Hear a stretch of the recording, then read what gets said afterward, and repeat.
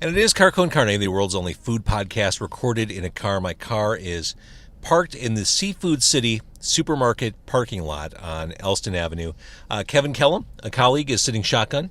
Mm-hmm. And as Kevin can attest, before we got our food, before we brought it in the car, we walked around and did a tour of Seafood City. We went aisle by aisle, and we did it all on my Samsung Galaxy S8 phone, which I use on the Boost Mobile network. I get unlimited text, unlimited data, unlimited phone.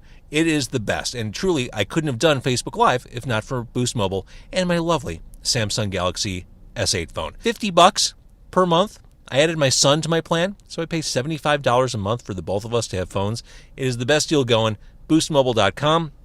Kevin Kellam, are you ready to eat? I'm ready to figure out how I'm going to get... I'm not reaching out to the sponsor. You literally ran those numbers by me, and I think of what I'm paying for my mobile provider. You know, they always do that. But then I'm also like, I think this is something I should get into. It's a hell of a deal. Hell of a deal. It's Car Con Carne. Let's eat in the car. It's Car Con Carne. And now here's the star of our show, James Van Alstyne.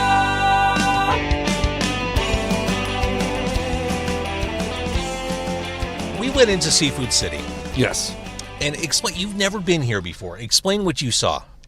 So Seafood City looks like a normal branded store in America, in a big box place. It's like the size of big box place. A big box place. It looks like the size of a Kmart or a Jewel Osco or a grocery store, or even just like a big box store you're used to seeing. And as we're walking through it, it's just like, oh, there'll be Oreos, or there'll be Kraft, there'll be these brands and colors and labels. Some familiar touchstones as you're walking through. That you've been programmed to with the flow of information of life. And then there's brown candy with like Chinese writing on it. It's just like a brick. They literally just say brown candy. It looks like a brick of something. It's like a brick of hashish that has been brought in from Istanbul. It looks like it could also be plastic explosives. Yes. And then next to that is like we go into a meat section. It's like we have hooves, we have snouts, like things I've only seen pictures Stomachs and just fat. There was a package of just fat. There was a package. This is the one that I think maybe you shushed me on when I yelled, "There's pork blood! They're just selling blood here!" Like by the container in the refrigerated section, and you literally said, "Shh, Kevin." Well, your voice became elevated. Yes, I do. I do tend to do that quite a bit, and it does. As an adult, I've heard the phrase, "Do you have an inside voice?" No, you do not have an inside voice. I'm clear on that. No, I don't. I don't. So, yeah, we're walking around all kinds of exotic vegetables and fruits that I've never seen. There was something called a jackfruit. Now, I've seen jackfruit before, but it's huge. I've never seen a jackfruit before. You mentioned that some of the fruits look like pods from the movie Invasion of the Body Snatchers. And it looked like something could crack out of it. It looks like the thing that, like, the less slimy thing that the mogwais like become and cocoon out of as they become gremlins. See, I cook a lot, so I come to a place like this and I look at the things in the aisles and think, well, maybe I could try some of those things in recipes. Maybe these are interesting. Maybe there's something there. You walk through a place like this, you do not. And I'm freaked out because I'm a layman. I'm such a layman with food. Someone was joking with me. If it doesn't have a GMO, Kevin says no. Like, and it's not like that I like that stuff. It's just I've been in since college. I stayed at home at college. I didn't have those first experiences where you're in college and you're out getting food on your own. Then I moved out. And then I was commuting so much that it just became like I would buy a sandwich or I would make a sandwich at home, fairly basic things. And then I started to realize that I can't handle mayonnaise or white sauce. And then that scared me from most sauces besides barbecue or ketchup. I eat the same way a 12-year-old boy eats that first weekend his parents say he doesn't need a babysitter. Like, that's the same way. I'm in my 30s, and that's the same way. That's amazing. And I should mention, we're going full speed ahead here. You are Kevin Kellam? Yes. We can hear you on 101 WKQX. Yes, at varying times. There's never a set time. It seems like you're always on and always there. And you're also a stand-up comedian. Yeah, in Chicago, in and around the greater Chicagoland area. So before we get too far, I should actually say who is sitting here talking about his stunted growth. You're not the only one talking about the family, the girlfriend, his the unrefined palate. Yeah. So we walked around, and they have these different restaurant areas. There's Crispy Town. Crispy Town. And the thing is, it's like this, it was just off enough where it sounds like there was definitely, you know, like when you read something, like I'm a big Japanese wrestling fan, and they'll name like a wrestling move just off enough where you know it clearly, like someone speaks English who names it, but English was not their first language. yeah. And it's not like I'm talking down to it. It's just off enough where it's still American, but it has just enough sauce to it. You know? So Crispy Town, you were surprised that they sell deep fried chicken skin, Yeah, which I bet is delicious. Yeah, it was just the skin. Yeah, I bet it's delicious. But it tastes like a chip. Exactly. Grill City, more of like a kebab type place. Lots of meats on spits. That was the one that seemed the most like straightforward. Like you could just, we have grilled meats, and maybe just because I grew up in Chicago and I've been through like a kielbasa like deli place and all different variants of Eastern European preparations of sausages. That said, you took a hard no on Crispy Town and Grill City. We instead went to the Jollibee, which is inside. I smelled the genetically modified things, and I wanted That's exactly it. I wanted my belly to be modified. So Jollibee is something of a phenomenon. It is a Filipino fast food chain, and kind of similar to what you were saying about how something is just a little bit off. It's not quite there. They call their chicken Chickenjoy, and I'm not sure if that's.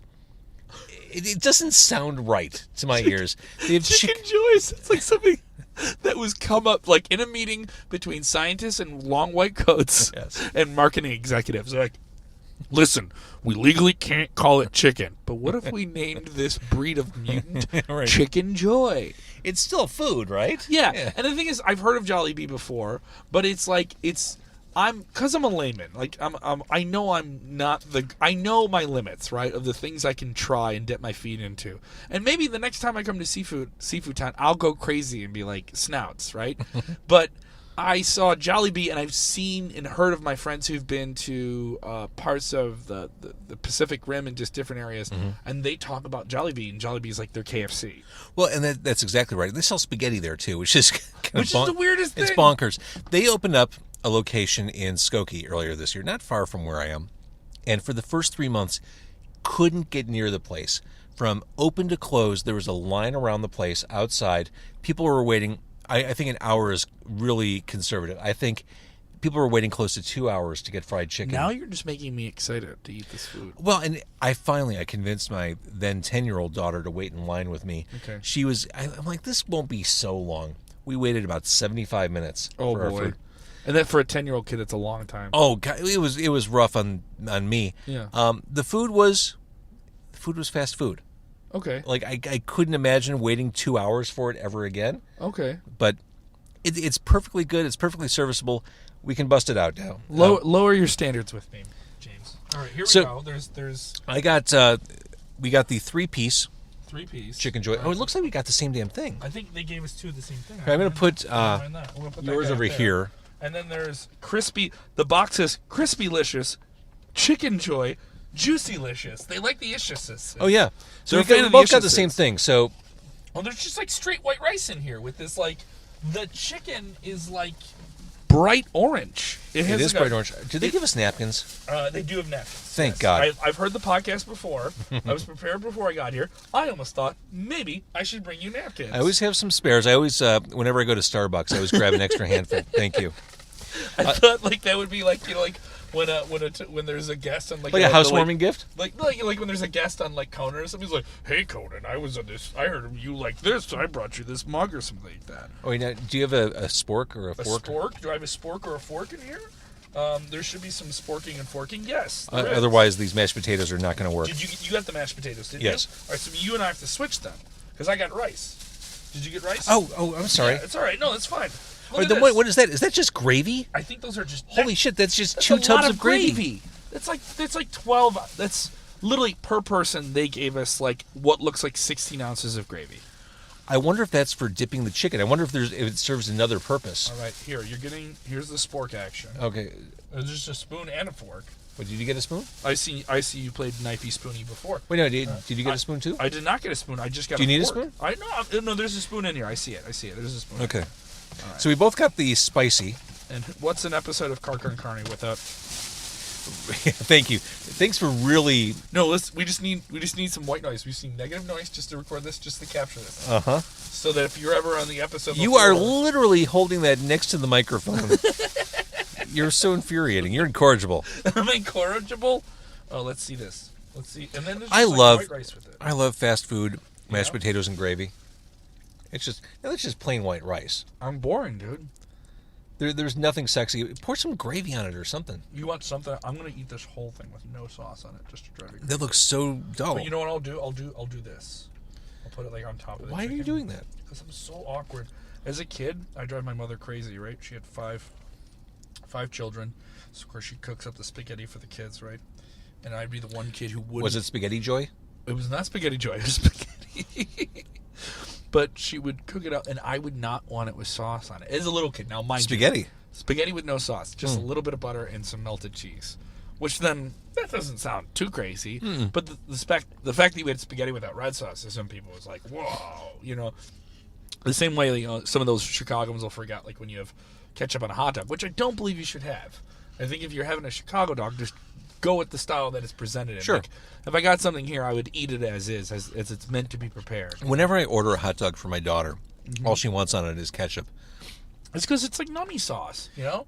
But I always feel like I have to explain it when I'm ordering it. Like, can I have a hot dog with ketchup? It's for my daughter. All Like, right, yeah. Like before you pull that dick attitude on me. Ketchup on a hot dog. Hey, man, what are you doing here? Come on, JV. Oh, I thought James Van you're a Chicago guy. You're supposed to know better.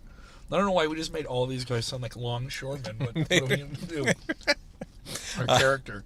The tide was an angry mistress. Yes. She broke me a long time ago.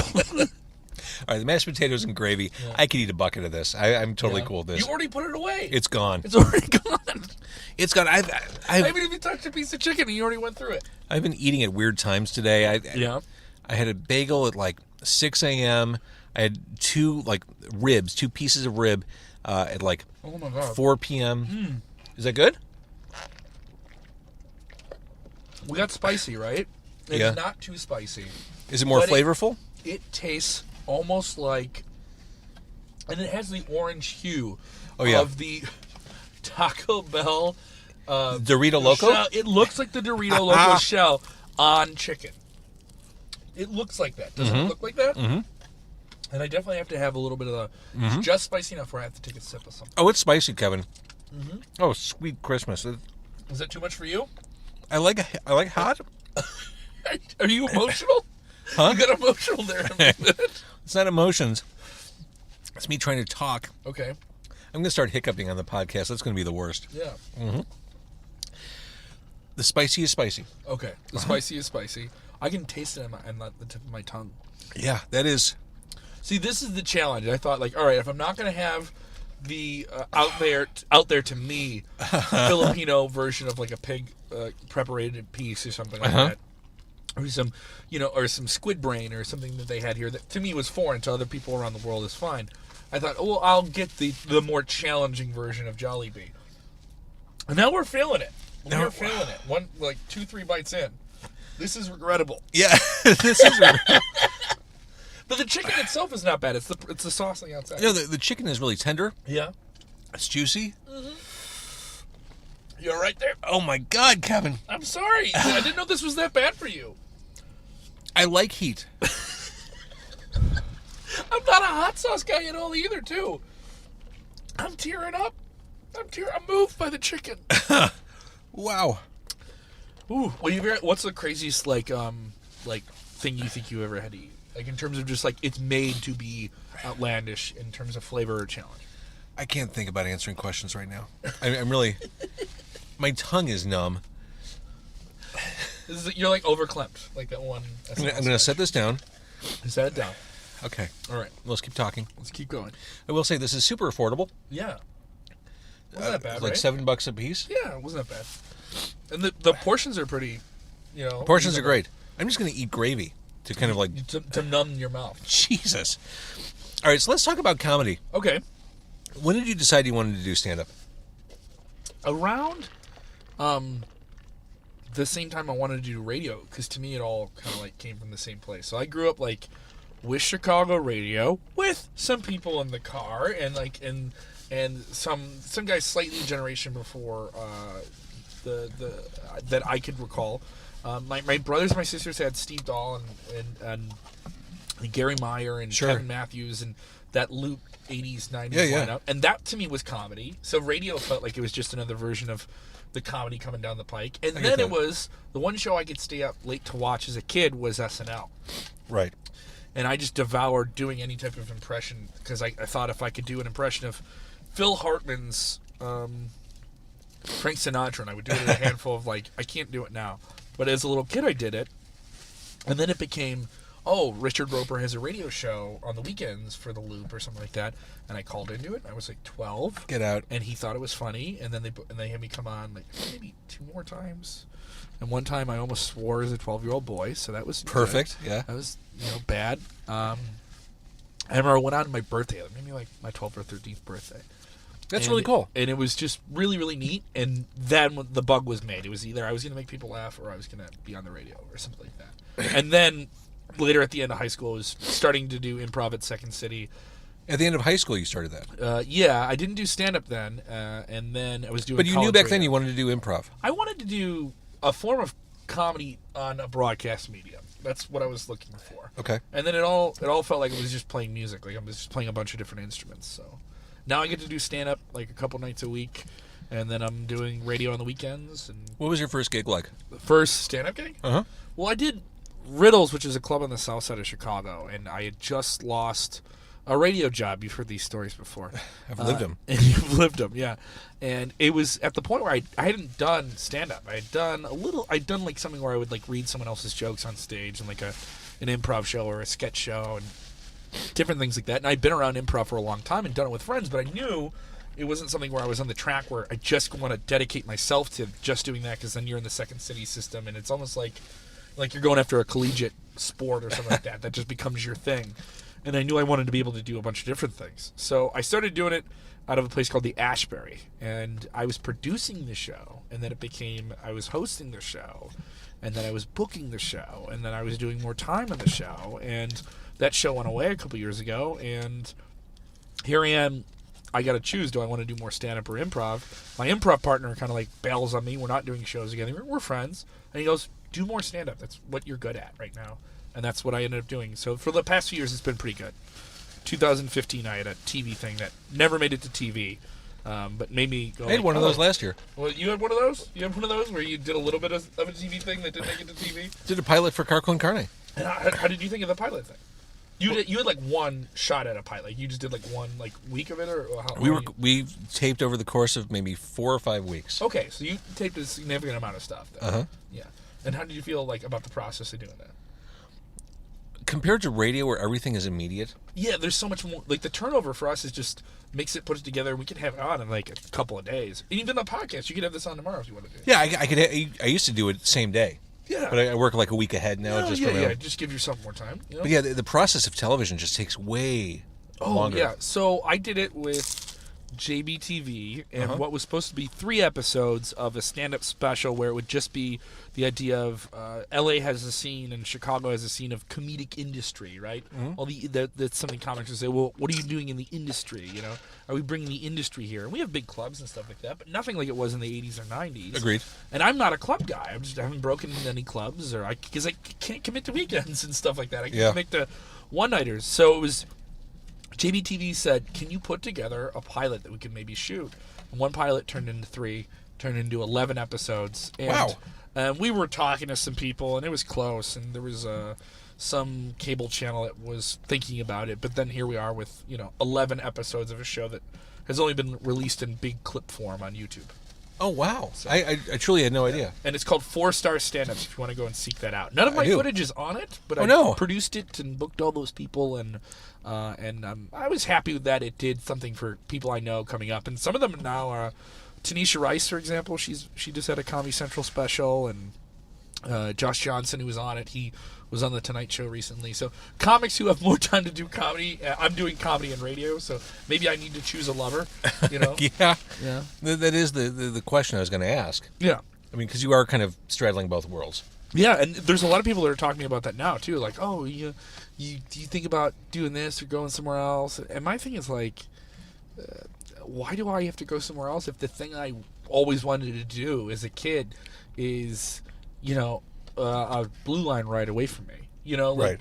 That's my thing, and I've always didn't like. I've never been to New York or LA, which I know is once again like a limiting thing. I want to go, and I'll go, and there's periods where I know I'm going to go, but with comedy, it's just so like I like the shows that I'm doing now, and I like the balance. The balance feels good, and I know at some point I'm going to have to do the next big thing, but I don't feel like that time is like right now. Now you'll notice I'm trying to pry the skin off my chicken. So you don't have to eat the spiciness, because the skin, dude, the skin was really. It had a delayed kick to it. You know what I mean? But once it kicked, it just it got you. Now I'm gonna bite in this. I'm gonna bite in the spice again, see if it gets. I wish it was just a little less hot. Yeah, it isn't. It's just you could tell it like it was just one notch below. It's too spicy to be enjoyable. Yeah, we didn't ask for like really spicy. It was just regular and spicy, and I said, let's go spicy. But no, comedy is like, especially in Chicago, it's two separate worlds. It's like improv, is its own world, and then there's stand up. And the sketch and the improv people usually run together, and a lot of them tend to do film projects together. But their thing is, well, you're getting up there and everything's prepared. And then the stand-up people are like, you're going to go to a show and it's going to be like 15 people doing 45 minutes and there's only going to be like 4 jokes. And it's just like they're two completely different things. You know what I mean? Like, it from music, it's like when people come at you and they're like, how come the radio station that you're on doesn't play this obscure heavy metal band that I like that is going to be at a 1,500-seat venue? They're going to sell it out, but it's just like because we have people that like these bands that are playing to like 15,000 people, and there's nothing wrong with those two different things. Like you've been around both, so I don't know. As doing both, I enjoy what they offer, and I thought I was able to fail a lot quicker when I started stand up. I was just really, really loud, as if I'm just not loud now, I just dumped some extra napkins on your lap. Thank you. I'm going to need them. But no, I'm not hilarious in this conversation right now. Is that bad? No, well, you're not performing. Exactly. I Yeah, there was a time where my mom thought, oh, you're just going to, once you started doing the stand-up, because she said I never knew how to turn it off at the dinner table. I'd be like doing bad impressions of whatever Phil Hartman did the night before. Because the home is a safe space. You can... But she would always be like, the curtain is down, Kevin. The curtain is down. Which is such a passive-aggressive way to say... Oh, come on. This is my mom. She knows all of it. You ever heard this one before? I love this one. I know you better than you know yourself. Oh, yuck. That is profoundly creepy, but also like that's the game changer. You can only play that card now and then, but when you play it, it's going to hit. So, did you start as an intern, or a radio intern at Q101? I was an intern there. I never worked there. But yeah, I was an intern with Q101 in 05-06. I was with Fook, and I believe you would do Would you do middays? No, you would do midday fill-ins, and you were doing some other things. 05-06, I was at the Zone until September of 05. Yeah. And then in January of 06, I started doing overnights. And then not long after that... Overnights on Q101, or you went back to on Q101? Okay, all right. And then they got rid of Man Cow. And then You did the transitional show. Right. Oh, yeah. I remember that. Before what was the worst radio show in Chicago history, The Morning Fix. Do you think The Morning Fix was the worst thing ever? I think it was. Why? Is it just because it was such a lofty thing that, like... No, I mean, it was... First of all, they were on this clock, this format clock, that just kept repeating. So they'd tell jokes that didn't usually land, and then they'd repeat them 40 minutes later. Oh, okay. So... As you're in your car, and guess what? In Chicago traffic, it takes fucking forever to go from one place to the other. So you would hear the same 15-minute segment like 2 or 3 times. Yeah. The individuals were stronger than the sum. Yeah, I could see that. You know what I mean? Like, it's like a wrestling analogy, I'm a big wrestling fan. It's a Royal Rumble. Not everyone's going to stand out in a Royal Rumble. But that doesn't lend itself to, like, a morning show where you want the tandem. You want, like, a handful of people. You want it to be a fatal four-way, not a Royal Rumble. There you go. Fatal four-way. One fall to a finish. How long did the clock run on how long it took me to make a wrestling reference? I'll never forget. Yeah. I took my son to a house show, and a house show is one that's not televised. It was a WWE show at the Allstate, and The best is when people bring signs to the house show, the untelevised show. right, But they still have signs thinking it's televised. that's adorable. Yeah. But I went there with my son, and there was a guy a couple rows in front of us, and he was really loud during the show, and he was commenting on everything. He was yelling at the referees like, "Come on, ref! Are you kidding me? He clearly was out of bounds." Or he just Out of bounds? I'm trying to remember what was said, but he was very funny. Yeah. And then I had that moment of realization: wait, that guy my son is laughing at is Kevin Kellam.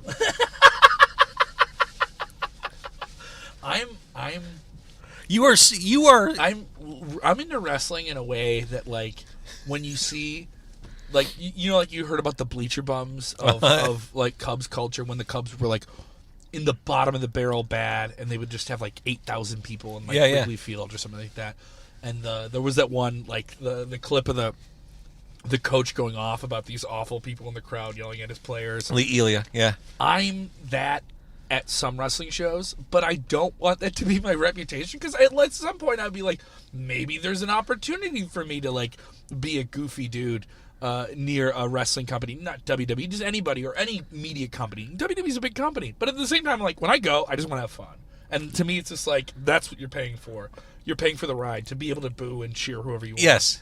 No, you have a blast, and you're super fun to watch. I hope I'm not obnoxious, though. No, I borderline on that. Like, I can hear my mother saying, "Kevin, you're at the show, but the show is in the ring with the good guys and the bad guys." No, you are super fun. You're super animated. Yes. You play along with everything. I also enjoy ridiculing children who cheer for the white meat baby face. The chosen. I've never heard white meat used. Well, it was white meat baby face would be like the pretty guy baby face. Like whoever the most attractive male guy that the women and the young guys idolize is like a superhero. So that'd be a Roman Reigns. A Roman Reigns, a John Cena. John Cena pretty talented. Roman Reigns is very, very talented. But I love to drive those people crazy and get them going. And then they look at me and see right away that the first beat they're like, is this guy yelling at me about a fictionalized performance in front of me? And you don't go to Shakespeare and they're like, no, we're all about the Capulets in here, you know? But that's what wrestling is. It's Shakespeare for the masses. It's Shakespeare for the masses. It is. It's Shakespeare for the masses. It's the largest form of touring theater in the world.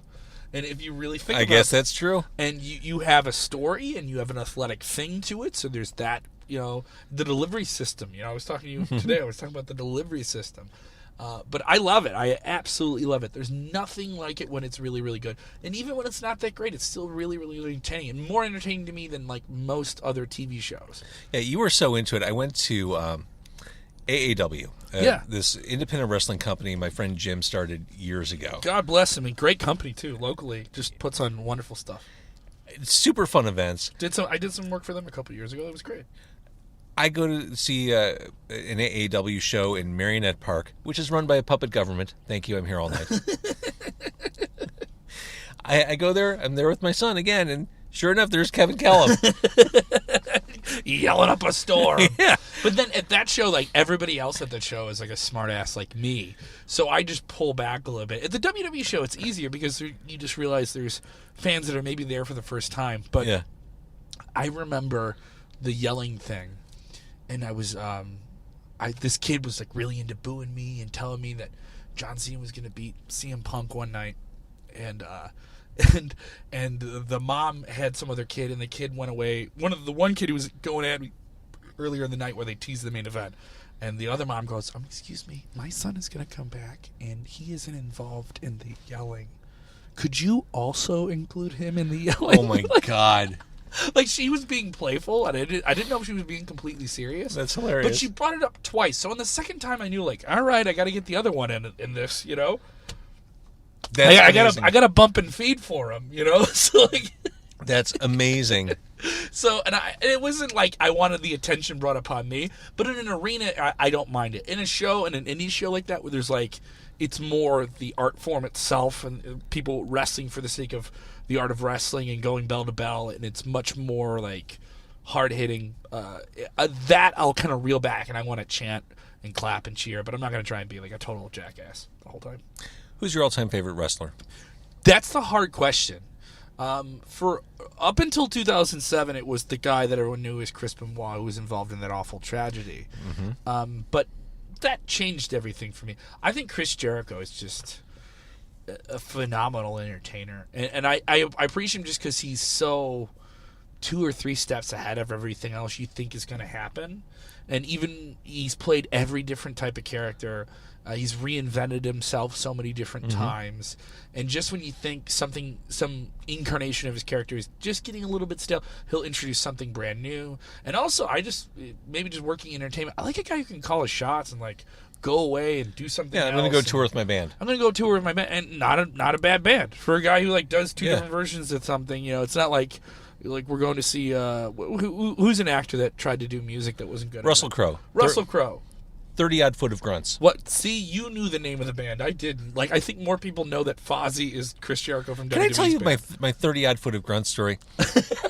I worked at your one story with my that. one story. I worked at WXRT for close to a year. I was the music director They're there. the finest rock. It's the finest rock. XRT. And Are you in Highland Park? You're listening to XRT. yeah, I'll meet you at Ravinia. Which, by the way, the suckiest place to see live music. I don't want to say that, but I totally agree. It's with totally. you. Go ahead I and went say once it. and I was like, "What is that band like performing in like a cavern?" And we don't get to see it all. Right. The people on the lawn don't actually see the performance, and the people on the lawn are competitive picnickers. It is a sport. They bring these spreads on these tables with the candles, and they've got charcuterie and nice red wines. Maybe once again, I'm a simpleton. I'm a layman. All No, right. don't- But in Beverly, we don't bring a candelabra to the park. All right. We got grilled brats. We got grilled sausages. You want to try veggie? I'll go low. I'll do veggie for you. See, my accent's coming out. But you go up to Highland Park. You take a Metro. All of a sudden, everyone's eating fried fish outside and trying to drink wine like we know each other in France. It's the least rock and roll thing, and because it's in that pricey neighborhood, the volume, the actual output of the amplifiers, It's not that high. Exactly. You See, know? it's the most anti-rock place to see live music. And there's sometimes when there was like rock bands there, I was like, why are they playing there? Right, because you can't rock. No. You can't rock. Anyway, you can't do 30-odd soft foot of grunts. rock, So I was you at can groove XRT, it. Yeah. which is headquartered in Highland Park. And they have the format for XRT is AAA, Adult Album Alternative. And what's the difference between that and the alternative that we would have on 101 WK? Just Eric Clapton. Eric Clapton. Yeah. That's a good example, yeah. It's Arcade Fire plus Eric Clapton. So every year there's a AAA convention in Boulder. I don't even know if they still do it. But while I was out there, I was invited by the record company, which I believe was Artemis or something, invited to have dinner with a bunch of other radio weasels and Russell Crowe. Okay. Because he was trying to get his 30-odd foot of grunts album off the ground, trying to get the single He's bringing you to the Boulder Seafood City Right. to eat Exactly. to eat some cow brains. So I went with my boss at the time, who just spent the dinner kissing Russell Crowe's ass, and it was the most embarrassing thing in the world. He actually said, and I'm paraphrasing, obviously, because this was a while ago, Okay. but he said something along the lines of, Russell, I got to tell you, when I see you on stage, when I listen to that album, it reminds me of Bruce Springsteen, circa 1975, the Born to Run album. You have that audience in the palm of your hands. You understand that crowd, and that working man ethic really comes through. I just wanted You to... stopped at the Bruce Springsteen comparison, right? Yeah, Because I did. I don't like Bruce Springsteen, but I understand he's a legendary rock performer and Yes. he's legitimate and proven himself. Were your eyes just like spinning in the back of your head? Right Oh, away? you could actually hear my eyeballs roll back. It was so loud. It was the most vomit-inducing, pandering bullshit I've ever heard in radio, and I've heard a lot. In radio, there's a lot of that, like ass kissery, right? Like, I don't know if that's something. Maybe I'm in a good spot where I've never gotten. No one else in history would accuse Russell Crowe of evoking classic Bruce Springsteen. This reminds me of that scene in Spinal Tap when like the record promoter guy comes in. It's like, listen, this is my fault. This is my fault. What Paul Schaefer. Paul Schaefer goes, kick my ass. You Uh-huh. you can kick me in the ass. You could is that something this guy would have done? Yeah, If no one showed up for the 30 odd foot of grunt signing or something like that, but they would because it's the dude from Gladiator, right? Exactly. The dude from And Gladiator. he's a great actor. You know what I mean? I don't deny that guy has talent or something like that. No. But then when you tell me like Chris Jericho from WWE is going to have like a hard rock band, I don't know how that's going to work out. But they're okay. They're a pretty good band. They have to your decent point, stuff. bringing it back to wrestling, I think Jericho's awesome. I think Amazing. he's one of the best heels I've ever seen. Yeah, and now he's a babyface again. And there's very few guys who can go back and forth from doing both. And at some point, the thing is, like when he would dig into being a heel that you want to boo and hate, he could really get you to believe that you wanted to see him get destroyed, He was great. even And by guys I don't like. I've actually read his books. It's great. And the thing is, this is another thing as a radio person, I appreciate the guy does a very fine podcast. He's not one of those dudes just doing like I'm going to do a podcast for 6 months and then chip out and just play it off my name or something like that. Right. He really delivers a very entertaining show and understands the art of conversation. See, here's the thing. I've never listened to it. Not that I don't want to. No. I don't have an iPhone. Okay. I have my Samsung Galaxy S8. Yeah. His podcast is not available on Google Play Music. Oh, okay. So you have the Google Play. Do you do the Google Play subscription thing? Yeah. I have that. I love it. I do too, but it's not on there. I have an RSS feeder website that just gives me. Yeah, I should do that. Yeah. I'll show you. All right, you'll show. That's an old Kellam phrase. My older brother Bobby would say that when he was like a little baby, he learned how to do things. He just wanted to boss people around. I show you. Yeah. All right, so you were on 101 WKQX. Yes, busy week for us this week. Well, now this won't air. This Yeah. won't be available for download until after Lollapalooza. Okay. So we can only assume you've been busy and did some amazing things there. You know, the naked tornado that occurred at this year's Lollapalooza, which occurred with over 100,000 people just suddenly getting naked at one time, was shocking. You guys already know about it now. There's a lot of near nudity that happens at Lollapalooza. Yeah, I'm surprised by that. Lots of cut off shorts with exposed ass cheeks. There are a lot of teenagers who dress in ways they wouldn't in front of their parents. No. It rattles me. And a couple years ago, I was like, "Ooh, is this the point in my life where I get angry at a generation below me? Have I Exactly. done that?" I've been to Lolla so many times, and that's the one thing I've heard people. Their major complaint about Lollapalooza is the crowd is so big, and there's so many people that go to it, and it's the first concert they've ever been to. Yeah, for sure. And it's like the kids have been let loose and stuff like that. But at the same time, there's a really good, big rock vibe to this. This is the biggest rock show nearly in the entire world. And it occurs in downtown Chicago, Yeah. and the back line of it is the skyline of our city that Yeah, you yeah. see every day. And there's something like that. The epic scale of it feels big and special. So I think when you kind of just cut your losses and enjoy that, you love it, you know? Yeah. Like there's something, I don't love Wrigley Field as a White Sox fan, but I've been to enough games to know why it's special, you know? And like going to a game there is a unique experience. And then that's kind of what I think Lollapalooza is now too. Cool. It's a once-in-a-lifetime thing. If you can only go once, you got to go once. And that's kind of what Lolla's becoming, is this definitive rock festival thing in a city that already has, like, 3 really big ones every year. Absolutely. You know? All right, so you're on. Here we go. You're on 101 WKQX. We can hear you all the time. You're on the socials. As far as your stand-up goes, Yeah. how do I go see Kevin Kellam on stage? You can follow me on Twitter. I post about all my shows there. I'm at Kev Kellam, KEVKELLAM. I am going to be at the Adobe Gillas comedy show at the wonderful Mexican place. They have a beautiful performance space in the back on October 6th. Okay. That's far away. I'm going to be performing at a place, you could possibly bleep me for this, the most hip comedy room in Chicago, not in a comedy club. And the only way to know about it is to message me for details. I will be performing at the Shithole on August 27th. That's really the name of the place? That is the name of the room. This and is like an underground... It's a super underground venue. The only way to get in is to message someone who's on the show for details. I can't publicly tell you where the show is. If you want to go, you got to actually pursue the information. I'd like to go to the shithole. Yeah. It's actually a really wonderful venue, and it's all different types of comedy in one show. It's improv, sketch, stand-up. I'm doing that August 27th. And then every Thursday, a group of us run the Ashbury Improv Show, the longest-running suburban improv comedy show at the Ashbury Coffee House for free every Thursday. Has been since the early 2000s. And that's in LaGrange at 9:30 p.m. every Thursday. How? Yeah. All right, Kevin, thank you for joining me for the world's spiciest chicken. Absolutely. You got a couple bites in. I finished one piece. I will finish more when I have coated my mouth with wax. You're going to throw that away, aren't you? No, I'm going to eat the whole thing. You can throw it away. I'm going to do it. My feelings won't be hurt if you throw it I won't finish it in away. one sitting, but it's something where I'll have to, like, space it out. Yeah, I'll do that thing that, like, Homer Simpson did, another Simpsons reference, where he, like, fills his mouth with wax just to eat the hot pepper. I will say one final note on Jollibee. If little spice goes a long way with you, do not do the spicy chicken. Did it get you? Are you sensitive to the spice? No, I like heat, but it really kind of became heat instead of flavor for me. Okay, all right. I'm sorry. I made the wrong decision. See, this is where I feel I struck out. No, You know, now I feel like that record promoter trying to kiss. Go ahead, kick my ass. Kick my ass. All right. Listen, when I see you on stage, James, I see Bruce Springsteen. God. All right, Kevin. I can't believe someone said that. Ugh, that guy. Oh, shut up. Kevin, thank you for doing this. Thank you, Boost Mobile, for sponsoring this fine show.